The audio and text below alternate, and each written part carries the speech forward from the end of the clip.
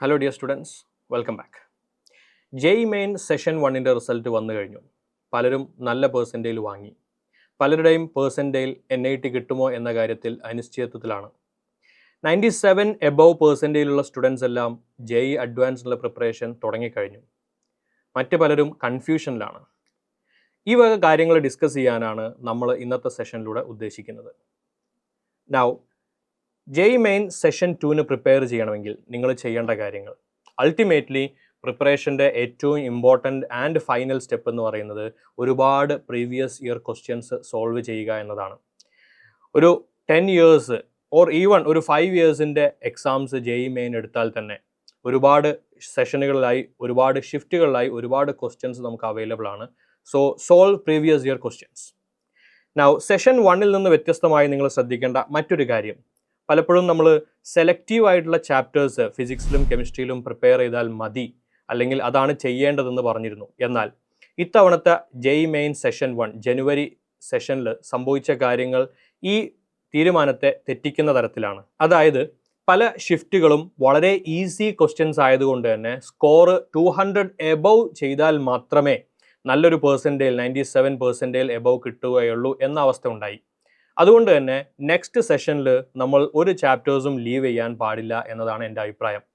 അതായത് ഫിസിക്സ് കെമിസ്ട്രിയിലെ പരമാവധി നിങ്ങൾക്ക് കഴിയുന്ന എല്ലാ ചാപ്റ്റേഴ്സും പരമാവധി പ്രിപ്പയർ ചെയ്യുക. അതുപോലെ തന്നെ മാത്തമാറ്റിക്സിന് സബ്ജക്റ്റ് വൈസ് കട്ട് ഓഫ് ഇല്ല എന്ന കാരണം കൊണ്ട് ലീവ് ചെയ്യുന്ന ഒരവസ്ഥ ഉണ്ടായിരുന്നു. മാത്തമാറ്റിക്സ് തീരെ ശ്രദ്ധിക്കാതിരുന്ന ഒരു അവസ്ഥ ഉണ്ടായിരുന്നു. അതും ഇനി നടക്കുന്ന കാര്യമല്ല. കാരണം 200 എബവ് സ്കോർ ചെയ്യണമെങ്കിൽ ഡെഫിനറ്റ്ലി ഫിസിക്സിലും കെമിസ്ട്രിയിലും മാത്തമാറ്റിക്സിലും നമ്മൾ സ്കോർ ചെയ്തേ പറ്റുകയുള്ളൂ. സോ സെഷൻ 2ന് വേണ്ടി നിങ്ങൾ പ്രീവിയസ് ഇയർ ക്വസ്റ്റ്യൻസ് സോൾവ് ചെയ്യുക. ഫിസിക്സിലും കെമിസ്ട്രിയിലും മാത്തമാറ്റിക്സിലും പരമാവധി ചാപ്റ്റേഴ്സ് കവർ ചെയ്യുക. മറ്റൊരു കാര്യം പറയാനുള്ളത്, 90% അല്ലെങ്കിൽ അതിൻ്റെയൊക്കെ താഴെ സ്കോർ ചെയ്തവരാണെങ്കിൽ ജെഇ മെയിൻ സെഷൻ 2ൻ്റെ കൂടെ തന്നെ നിങ്ങൾക്ക് മറ്റ് പല എക്സാമുകളുണ്ട്. BITS, Birla Institute of Technology and Science, അതിൻ്റെ ആപ്റ്റിറ്റ്യൂഡ് ടെസ്റ്റ് ഉണ്ട്. അതുപോലെ തന്നെ നമ്മുടെ കേരള എഞ്ചിനീയറിംഗ് ടീം എക്സാം ഉണ്ട്. കൊച്ചിൻ യൂണിവേഴ്സിറ്റിയുടെ കുസാറ്റ് ഉണ്ട്. അതുപോലെ തന്നെ VIT ഉണ്ട്. Central university entrance test CUET ഉണ്ട്.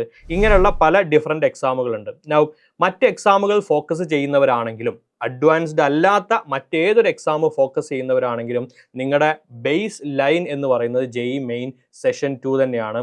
Prepare for JEE main session 2. അതിനുശേഷം മറ്റ് ഡിഫറെൻറ്റ് എക്സാമുകൾക്ക് ഡിഫറെൻറ്റ് അപ്രോച്ച് കൊടുക്കാവുന്നതാണ്. എക്സാമിന് മാത്രമേ നമ്മുടെ അപ്രോച്ചിൽ മാറ്റം വരുത്തേണ്ടതുള്ളൂ. Preparation mainly JEE main session 2 focus ചെയ്തുകൊണ്ട് തന്നെ ആയിരിക്കണം.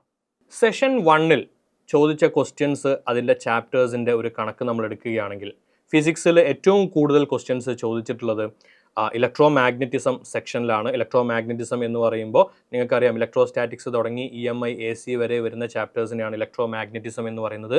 ടോട്ടൽ ഒരു ഷിഫ്റ്റിലെ കാര്യമല്ല, ടോട്ടൽ 10 ഷിഫ്റ്റ് ആയിട്ടാണ് സെഷൻ 1 നടന്നത്. അതിൽ 10 ഷിഫ്റ്റിലും കൂടെ ഫിസിക്സിൽ നിങ്ങൾക്കറിയാം 300 ക്വസ്റ്റ്യൻസ്, ഒരു ഷിഫ്റ്റിൽ 30 വെച്ച് 300 ക്വസ്റ്റ്യൻസ്. അതിൻ്റെ 30% ക്വസ്റ്റ്യൻസും ചോദിച്ചിട്ടുള്ളത് ഇലക്ട്രോ മാഗ്നറ്റിസത്തിൽ നിന്നാണ്. സെക്കൻഡ് ആയിട്ട് വരുന്നത് മെക്കാനിക്സ് 1 ആണ്. റൊട്ടേഷണൽ മോഷൻ വരെ വരുന്ന അതിനെയാണ് മെക്കാനിക്സ് 1 എന്ന് പറയുന്നത്. അവിടെ നിന്നാണ് 28% ക്വസ്റ്റ്യൻസ് വരുന്നത്. Mechanics 2 solids, fluids, oscillation waves ഒക്കെ വരുന്നതാണ് മെക്കാനിക്സ് 2. അവിടെ നിന്നാണ് 11% ക്വസ്റ്റ്യൻസ്. മിസലേനിയസ് ആയിട്ടുള്ള മറ്റ് ചില ചാപ്റ്റേഴ്സ് നിന്നാണ് 8% ക്വസ്റ്റ്യൻസ്. മോഡേൺ ഫിസിക്സ് നിന്നാണ് 9% ക്വസ്റ്റ്യൻസ്. ഒപ്റ്റിക്സും തെർമോഡൈനാമിക്സും റെസ്പെക്റ്റീവ്ലി 8% ആൻഡ് 7%. ഇതിൽ നിന്ന് മനസ്സിലാക്കാവുന്ന കാര്യം, ഇലക്ട്രോ മാഗ്നറ്റിസവും മെക്കാനിക്സ് 1ഉം നിങ്ങൾ തറവായിട്ട് പഠിച്ചു കഴിഞ്ഞാൽ തന്നെ ഒരു 58% ക്വസ്റ്റ്യൻസിനുള്ള സാധ്യത ഉണ്ട്. ഇതൊരു സാധ്യത മാത്രമാണ്. ഈ ഒരു സാധ്യതയാണ് സെഷൻ 1ൽ പലരെയും താളം തെറ്റിച്ചത്. അതായത് ചില ഷിഫ്റ്റുകളിൽ അപ്രതീക്ഷിതമായി ചില ചാപ്റ്റേഴ്സിൽ നിന്ന് ക്വസ്റ്റ്യൻസിൻ്റെ എണ്ണം കൂടുകയും മറ്റ് ചില നമ്മൾ പ്രതീക്ഷിച്ച പല ചാപ്റ്റേഴ്സിൻ്റെയും ക്വസ്റ്റ്യൻസിൻ്റെ എണ്ണം കുറയുകയും ചെയ്തു. ഇലക്ട്രോസ്റ്റാറ്റിക്സിൽ ക്വസ്റ്റ്യൻസ് തീരെ ചോദിക്കാത്ത ഷിഫ്റ്റുകൾ ഉണ്ടായിട്ടുണ്ട്. വർക്ക് എനർജി പവറിൽ ക്വസ്റ്റ്യൻസിൻ്റെ എണ്ണം 0 വന്ന ഷിഫ്റ്റുകളുണ്ട്. അതുപോലെ തന്നെ 3 ക്വസ്റ്റ്യൻസ് വർക്ക് എനർജി പവറിൽ നിന്ന് മാത്രം ചോദിച്ച ഷിഫ്റ്റുകളും ഉണ്ടായിട്ടുണ്ട്. സോ അങ്ങനെ വരുമ്പോൾ ഈ ഒരു സെലക്റ്റീവ് ആകുന്ന അപ്രോച്ച് നമ്മൾ മാറ്റേണ്ടി വരും. കാരണം പല ഷിഫ്റ്റുകളിലും പല ചാപ്റ്റേഴ്സിനാണ് വെയിറ്റേജ് എന്ന തരത്തിലാണ്. ഒരു ക്വസ്റ്റ്യൻ ചോദിക്കാൻ സാധ്യതയുള്ള പല ചാപ്റ്ററുകളിൽ നിന്നും 3 ക്വസ്റ്റ്യൻസ് വരെ ചോദിച്ചിട്ടുണ്ട്. അപ്പോൾ ഇതൊക്കെ നമുക്ക് പ്രിപ്പയർ ചെയ്യുന്നതിൽ പ്രയോറിറ്റൈസ് ചെയ്യുക എന്നതിന് വേണ്ടി മാത്രമാണ് നമ്മൾ ഈ പെർസെൻറ്റേജ് കണക്കുകൾ പറയുന്നത്. എന്നാൽ ശരിക്കും പ്രിപ്പയർ ചെയ്യുകയാണെങ്കിൽ നിങ്ങൾ എല്ലാ ചാപ്റ്റേഴ്സും പ്രിപ്പയർ ചെയ്യണം എന്നതാണ് JEE മെയിൻ സെഷൻ 1 നമ്മളെ പഠിപ്പിക്കുന്നത്. Now total number of questions asked നോക്കിക്കഴിഞ്ഞാൽ മൊത്തം 10 ഷിഫ്റ്റിലായിട്ട് ടോട്ടൽ JEE മെയിൻ സെഷൻ 1 ചോദിച്ച ക്വസ്റ്റ്യൻസ് ഏറ്റവും കൂടുതൽ വന്നിട്ടുള്ളത് കറണ്ട് ഇലക്ട്രിസിറ്റിയാണ്. 25 ക്വസ്റ്റ്യൻസ്, 300 ക്വസ്റ്റ്യൻസിലെ കണക്കാണ് നമ്മൾ പറയുന്നത്. പിന്നീട് ഇലക്ട്രോസ്റ്റാറ്റിക്സ്, ലോസ് ഓഫ് മോഷൻ അതിനെ ഫോളോ ചെയ്യുന്നു, moving charges and magnetism, alternating current, ഈ രീതിയിലാണ് കണക്ക് പോകുന്നത്. കഴിഞ്ഞ വർഷം കൂടുതലായി ക്വസ്റ്റ്യൻസ് ചോദിക്കുന്നത് ഗ്രാവിറ്റേഷൻ പോലുള്ള ചാപ്റ്ററുകൾ താഴേക്ക് പോയി. അതേസമയം ആറ്റംസ് എല്ലാ ഷിഫ്റ്റിലും 1-2 അല്ലെങ്കിൽ ഒരു ക്വസ്റ്റ്യനും ചില ഷിഫ്റ്റുകൾ 2 ക്വസ്റ്റ്യനും ചോദിച്ചിട്ടുണ്ട്. വേവ് ഒപ്റ്റിക്സ് മുൻ വർഷത്തെ അപേക്ഷിച്ച് നോക്കുമ്പോൾ കൂടുതൽ ക്വസ്റ്റ്യൻസ് ചോദിച്ചിട്ടുണ്ട്. ഇതൊക്കെയാണ് നമുക്ക് കാണാൻ പറ്റുന്നത്. അപ്പോൾ ഏത് ചാപ്റ്ററിൽ നിന്നും ക്വസ്റ്റ്യൻസ് വരാം എന്നുള്ള അവസ്ഥയാണ്. പല ഷിഫ്റ്റുകളിലും നമ്മൾ അപൂർവം പ്രതീക്ഷിക്കാത്ത ചാപ്റ്ററുകളിൽ നിന്ന് 2-3 ക്വസ്റ്റ്യൻസ് ഒക്കെ വരുന്ന സാഹചര്യം ഉണ്ടായിട്ടുണ്ട്. കെമിസ്ട്രിയിലേക്ക് വന്നു കഴിഞ്ഞാൽ കെമിസ്ട്രിയിലെ വളരെ ഇമ്പോർട്ടൻ്റ് ആയിട്ടുള്ള കാര്യം എന്ന് പറയുന്നത് ഇനോർഗാനിക് കെമിസ്ട്രിയുടെ വലിയൊരു ഭാഗം തന്നെ സിലബസ് ഡിലീറ്റ് ചെയ്യുന്നതിൻ്റെ ഭാഗമായി ഒഴിവാക്കിയായിരുന്നു. എന്നിട്ടും ഇനോർഗാനിക് കെമിസ്ട്രിയിലെ ക്വസ്റ്റ്യൻസിൻ്റെ പെർസെൻറ്റേജ് വൈസ് നോക്കുമ്പോൾ വലിയൊരു വ്യത്യാസം വന്നിട്ടില്ല. Physical chemistry 29%, inorganic chemistry 32% and organic chemistry 39%. Organic കെമിസ്ട്രിയുടെ പെർസെൻറ്റേജ് കൂടി, പക്ഷേ ആ കുറവ് വന്നത് ഫിസിക്കൽ കെമിസ്ട്രിയിലാണ്. ഇനോർഗാനിക് കെമിസ്ട്രിയിൽ കാര്യമായ വ്യത്യാസം വന്നിട്ടില്ല. അതുകൊണ്ട് തന്നെ ചാപ്റ്റർ വൈസ് ചോദിച്ച ക്വസ്റ്റ്യൻസിൻ്റെ എണ്ണം നോക്കുമ്പോൾ ജനറൽ ഓർഗാനിക് കെമിസ്ട്രി ഏറ്റവും കൂടുതൽ ക്വസ്റ്റ്യൻസ് 300 ക്വസ്റ്റ്യൻസ്, 10 ഷിഫ്റ്റിലായി 300 ക്വസ്റ്റ്യൻസിൽ 43 ക്വസ്റ്റ്യൻസ് ജനറൽ ഓർഗാനിക് കെമിസ്ട്രിയാണ്. അതിനെ ഫോളോ ചെയ്തുകൊണ്ട് നിങ്ങൾ നോക്കിക്കഴിഞ്ഞാൽ അവിടെ D&F ബ്ലോക്ക് എലമെന്റ്സ് നിങ്ങൾക്ക് കാണാം. Hydro carbons, chemical bonding, coordination compounds and classification of elements. നോക്കിയേ, ആദ്യത്തെ ഒരു 5-6 ചാപ്റ്ററുകൾ എടുക്കുമ്പോൾ ഇനോർഗാനിക്കിൽ ബാക്കി നിൽക്കുന്ന 3 ചാപ്റ്ററുകൾ D&F, coordination compounds, classification of elements, ഈ 3 ചാപ്റ്റേഴ്സും ആ ലിസ്റ്റിലെ വളരെ മുകളിൽ തന്നെ ഉണ്ട്. അതുകൊണ്ട് തന്നെ ഇനോർഗാനിക് കെമിസ്ട്രിയിലെ total number of questions wise നോക്കുമ്പോൾ എണ്ണത്തിൽ കാര്യമായ കുറവ് വന്നിട്ടില്ല എന്ന് മനസ്സിലാക്കാം. നൗ മാത്തമാറ്റിക്സിലേക്ക് വരുമ്പോൾ അൽജിബ്ര ഏറ്റവും കൂടുതൽ 34%, കാൽക്കുലസ് 35% ആണ് ഏറ്റവും കൂടുതൽ, vectors 13%, coordinate geometry 14% and trigonometry 4%. ഇതാണ് ക്വസ്റ്റ്യൻസിന്റെ ഡിവിഷൻ വന്നിട്ടുള്ളത്. നൗ ചാപ്റ്റർ വൈസ് നോക്കുമ്പോൾ ഏറ്റവും ആദ്യം വരുന്നത് 3-dimensional geometry 24 questions out of 300, definite integrals 20 questions, differential equations 17, sequence and series 17, vector algebra 15, complex numbers 14, straight lines, binomial theorem 14 and 13 respectively. അങ്ങനെ അതിനെ follow ചെയ്തിട്ടാണ് ബാക്കി വരുന്നത്. നൗ ഇതിൽ നിങ്ങൾ മനസ്സിലാക്കേണ്ട കാര്യം 3-dimensional geometry, വെക്ടർ ഓൾജിബ്ര എന്നൊക്കെ പറയുന്ന ഇൻഡിപെൻഡൻ്റ് ആയി നിൽക്കുന്ന ചാപ്റ്റേഴ്സ് ആണ്, പഠിച്ചെടുക്കാൻ വളരെ എളുപ്പമുള്ളതാണ്. ആരെങ്കിലും മാത്തമാറ്റിക്സ് ഫസ്റ്റ് സെഷനിൽ പ്രിപ്പയർ ചെയ്തിട്ടില്ല എങ്കിൽ ഇങ്ങനെയുള്ള സെലക്റ്റഡ് ചാപ്റ്റേഴ്സിൽ നിന്ന് നിങ്ങൾ ആദ്യം സ്റ്റാർട്ട് ചെയ്യുക. പരമാവധി ചാപ്റ്റേഴ്സ് കവർ ചെയ്യാൻ ശ്രമിക്കുക. കാരണം വൺസ് അഗെയിൻ ഈ ഒരു ഇഷ്യൂ നിലനിൽക്കുന്നുണ്ട്. നിങ്ങളൊരു ഈസി ഷിഫ്റ്റിലാണ് പെട്ടുപോകുന്നതെങ്കിൽ പരമാവധി സ്കോർ നിങ്ങൾ ചെയ്യേണ്ടി വരും. അപ്പോൾ നിങ്ങൾ ഏതെങ്കിലും ചാപ്റ്റേഴ്സ് ലീവ് ചെയ്ത് കഴിഞ്ഞാൽ നിങ്ങളുടെ പെർസെൻറ്റിൽ താഴെ പോകാനുള്ള സാധ്യതയുണ്ട്. നൗ ഇതാണ് സെഷൻ 2ലേക്കുള്ള preparation. Now what about advanced? 97% മുകളിലുള്ളവർ മാത്രം അഡ്വാൻസിന് പ്രിപ്പയർ ചെയ്താൽ മതിയോ? അങ്ങനെയല്ല. 97% മുകളിലുള്ള എല്ലാവരും തുടങ്ങിക്കഴിഞ്ഞു എന്ന് നമുക്ക് പറയാം. കാരണം 97 ഉണ്ടെങ്കിൽ ഒരു NIT കിട്ടാനുള്ള സാധ്യത ഏറെക്കുറെ ഉറപ്പാണ്. ഇനി ഒരു 90% ഓർ എബവ് സ്കോർ ചെയ്ത എല്ലാവർക്കും അഡ്വാൻസിനുള്ള പ്രിപ്പറേഷൻ സ്റ്റാർട്ട് ചെയ്യാം. അതിൻ്റെ അർത്ഥം 90% ഉള്ളവർ NIT ഉറപ്പിച്ചു എന്നല്ല. എന്നാൽ അഡ്വാൻസിനുള്ള പ്രിപ്പറേഷനും മെയിൻസിനുള്ള പ്രിപ്പറേഷനും ഏറെക്കുറെ സ്റ്റാർട്ട് ചെയ്യുന്നത് ഒരേ രീതിയിലാണ്. അതിൽ മെയിൻ ആയിട്ടുള്ള പോയിന്റ് 90% ഓർ എബവ് ഉള്ള എല്ലാവർക്കും അഡ്വാൻസിന് വേണ്ടി പ്രിപ്പയർ ചെയ്യാം. ഇനി 90% താഴെ ഉള്ളവരാണെങ്കിൽ വൺസ് അഗെയിൻ നിങ്ങളാണ് തീരുമാനിക്കുന്നത് നിങ്ങൾക്ക് എത്രത്തോളം സാധിക്കുമെന്നുള്ളത്. നിങ്ങൾക്ക് സാധിക്കുമെന്ന് തോന്നുകയാണെങ്കിൽ 90% ബിലോ ആണെങ്കിലും നിങ്ങൾക്ക് ട്രൈ ചെയ്യാവുന്നതാണ്. അതിൽ ഞാൻ പ്രത്യേകം നോട്ട് ചെയ്യുന്നത് പല സ്റ്റുഡൻസും മാത്തമാറ്റിക്സിലൊക്കെ 90% എബവ് വാങ്ങിയവരുണ്ട്. അവരും ഞാൻ സജസ്റ്റ് ചെയ്യുന്നത് അവരും അഡ്വാൻസിനുള്ള പ്രിപ്പറേഷൻസ് സ്റ്റാർട്ട് ചെയ്യണം. കാരണം അവർക്ക് പിന്നെ കവർ ചെയ്യേണ്ടത് ഫിസിക്സ്, കെമിസ്ട്രിയാണ്. That's easier than mathematics. Questions wise ആണെങ്കിലും സബ്ജക്റ്റ് വൈസ് ആണെങ്കിലും അങ്ങനെയാണ്. ഇനി അഡ്വാൻസിൻ്റെ വ്യത്യാസം എന്താണ്? മെയിൻസും അഡ്വാൻസും എൻ്റയർലി ഡിഫറൻ്റ് ആയിട്ടുള്ള എക്സാമുകളാണോ? എൻ്റെ അഭിപ്രായത്തിൽ കൺസെപ്ച്വലി ക്വസ്റ്റ്യൻസിൻ്റെ ലെവല് മെയിൻസ് ആണെങ്കിലും അഡ്വാൻസിലാണെങ്കിലും ഏറെക്കുറെ ഒരുപോലെയാണ്. പിന്നെ എന്താണ് വ്യത്യാസം? അഡ്വാൻസിൻ്റെ മറ്റ് പല ക്യാരക്ടേഴ്സുമാണ് അഡ്വാൻസിനെ മെയിൻസിൽ നിന്നും മറ്റ് എക്സാമുകളിൽ നിന്നൊക്കെയും വേർതിരിക്കുന്നത്. അഡ്വാൻസിൻ്റെ പ്രത്യേകതകളാണ് 2 പേപ്പറാണ് എക്സാം. ഫോർനൂൺ ആൻഡ് ആഫ്റ്റർനൂൺ 3 മണിക്കൂറിൻ്റെ ഫിസിക്സ്, കെമിസ്ട്രി, മാത്തമാറ്റിക്സ് ഇൻക്ലൂഡ് ചെയ്യുന്ന 2 പേപ്പറായിട്ടാണ് എക്സാം.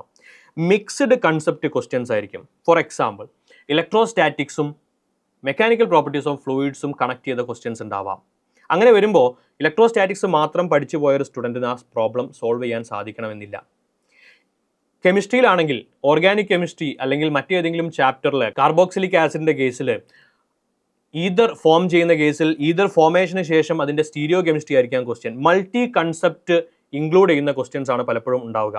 ലിസ്റ്റിൻ്റെ മാച്ചിങ് ക്വസ്റ്റ്യൻസ് ഉണ്ടാവാറുണ്ട്. അതിൽ തന്നെ മാച്ച് ചെയ്യാനുള്ള പലതും ഒരു ചാപ്റ്ററിൽ നിന്ന് തന്നെ ആവണമെന്നില്ല, പല ചാപ്റ്റേഴ്സിൽ നിന്ന് കണക്റ്റഡ് ആയിരിക്കാം. അതുകൂടാതെ more than one option correct, matrix matching, paragraph based questions, numerical questions, integer questions, അതിൻ്റെയൊക്കെ മാർക്കിംഗ് സ്കീമിലും വ്യത്യാസങ്ങളുണ്ട്. ഇങ്ങനെ പല ടൈപ്സ് ഓഫ് ക്വസ്റ്റ്യൻസ് ഇൻക്ലൂഡ് ചെയ്യുന്നത് കൊണ്ടാണ് അഡ്വാൻസ് ഡിഫറെൻറ്റ് ലെവലാണെന്ന് പറയേണ്ടി വരുന്നത്. ബട്ട് കൺസെപ്ച്വലി ഇത് മെയിൻസിൻ്റെ ആ കാര്യങ്ങളൊക്കെ തന്നെയാണ് നിങ്ങൾക്ക് അറിയേണ്ടത്. സ്വാഭാവികമായിട്ടും അഡ്വാൻസിന് പ്രിപ്പയർ ചെയ്യുന്നതിൻ്റെ ഫസ്റ്റ് സ്റ്റെപ്പ് എന്ന് പറയുന്നത് എല്ലാ ചാപ്റ്റേഴ്സും നിങ്ങൾ മെയിൻസ് ലെവലിലെങ്കിലും എത്തിയിരിക്കണം എന്ന് നിർബന്ധമാണ്. എങ്കിലേ 3 മണിക്കൂർ സമയത്തെ ഒരു എക്സാം പേപ്പർ നിങ്ങൾക്ക് ഒരു 3 മണിക്കൂർ സമയം ഫൈറ്റ് ചെയ്യാനുള്ള ഒരു സ്പിരിറ്റ് ഉണ്ടാവണമെങ്കിൽ നിങ്ങൾക്ക് എല്ലാ ചാപ്റ്റേഴ്സും മെയിൻസ് ലെവലിലെങ്കിലും അറിഞ്ഞിരിക്കണം. അപ്പോൾ സ്വാഭാവികമായിട്ടും അഡ്വാൻസിൻ്റെ പ്രിപ്പറേഷൻ എന്ന് പറയുന്നത് ഇൻകംപ്ലീറ്റ് ആയി കിടക്കുന്ന ചാപ്റ്റേഴ്സ് മെയിൻസ് ലെവലിലെങ്കിലും കംപ്ലീറ്റ് ചെയ്യുക എന്നത് തന്നെയാണ്. സ്വാഭാവികമായിട്ടും that will help in the JEE main session 2. അപ്പോൾ 90% വരുന്ന സ്റ്റുഡൻസിനും നിങ്ങൾക്ക് അഡ്വാൻസിന് പ്രിപ്പയർ ചെയ്യാം. അതിൻ്റെ ഫസ്റ്റ് സ്റ്റെപ്പ് എന്ന് പറയുന്നത് വൺസ് അഗെയിൻ മെയിൻസിൻ്റെ പ്രീവിയസ് ഇയർ ക്വസ്റ്റ്യൻസ് തറോ ആയിട്ട് വർക്കൗട്ട് ചെയ്യുക. ശേഷം നിങ്ങൾക്ക് അഡ്വാൻസിൻ്റെ ക്വസ്റ്റ്യൻസിലേക്ക് കടക്കാം. വളരെ ഇമ്പോർട്ടൻ്റ് ആയിട്ടുള്ള മറ്റൊരു difference, subject wise cut off അഡ്വാൻസിലുണ്ടാകും. അതുകൊണ്ട് തന്നെ ഒരു കാരണവശാലും മാത്തമാറ്റിക്സ് പോലുള്ള സബ്ജക്റ്റുകൾ നിങ്ങൾക്ക് മാറ്റിവെക്കാൻ പറ്റുന്നതല്ല. നെക്സ്റ്റ് പോയിന്റ്, കെമിസ്ട്രി എന്ന സബ്ജക്റ്റ് യൂഷ്വലി JEE ഓറിയൻറ്റഡ് ആയിട്ടുള്ള സ്റ്റുഡൻസ്, മാത്തമാറ്റിക്സിൽ ആപ്റ്റിറ്റ്യൂഡ് ഉള്ള സ്റ്റുഡൻസ് യൂഷ്വലി ഒരു ബോറിംഗ് സബ്ജക്റ്റ് ആയിട്ടും പഠിക്കാൻ ബുദ്ധിമുട്ടുള്ള ഒരു സബ്ജക്റ്റ് ആയിട്ടും കൺസിഡർ ചെയ്യുന്നതാണ് കെമിസ്ട്രിയെ. എന്നാൽ കെമിസ്ട്രിക്കും മാത്സിനും ഫിസിക്സിനും ഒരേ വെയിറ്റേജ് ആണ് മെയിൻസിലും അഡ്വാൻസിലും നിലനിൽക്കുന്നത്. സ്വാഭാവികമായിട്ടും അധികം പ്രോബ്ലംസോ അധികം സമയം മെനക്കെടുത്താതെയും നിങ്ങൾക്ക് സോൾവ് ചെയ്യാവുന്ന അല്ലെങ്കിൽ മാർക്ക് വാങ്ങിയെടുക്കാവുന്ന ഒരു സബ്ജക്റ്റാണ് കെമിസ്ട്രി. സോ കെമിസ്ട്രി ഭയങ്കര ഡിസൈസീവ് ആയിട്ടുള്ളൊരു സബ്ജക്റ്റാണ്. അപ്പോൾ കെമിസ്ട്രിയെ നിങ്ങൾ ഇമ്പോർട്ടൻ്റ് ആയിട്ട് തന്നെ പരിഗണിക്കുക. മാത്സും ഫിസിക്സും സോൾവ് ചെയ്യാനുള്ള താല്പര്യത്തിൻ്റെ പുറത്ത് കെമിസ്ട്രിയെ നിങ്ങൾ അവഗണിക്കാതിരിക്കുക. കെമിസ്ട്രിയിലെ ഇനോർഗാനിക് കെമിസ്ട്രി പോലുള്ള സബ്ജക്റ്റുകൾ, ടോപ്പിക്കുകൾ ബോറിംഗ് ആണ് എന്ന് പലർക്കും തോന്നിയേക്കാം. എങ്കിലും കുറഞ്ഞ സമയം കൊണ്ട് അത്യാവശ്യം മാർക്ക് നമുക്ക് പോക്കറ്റിലാക്കാൻ പറ്റുന്ന ഒരു ടോപ്പിക്കാണ് ഇനോർഗാനിക് കെമിസ്ട്രി. ഇനോർഗാനിക് കെമിസ്ട്രി മെയിൻസിലുള്ളതുപോലെ ടോപ്പിക്സ് ഡെലീറ്റഡ് അല്ല അഡ്വാൻസിന്, അതും കൂടെ ഓർമ്മ വേണം.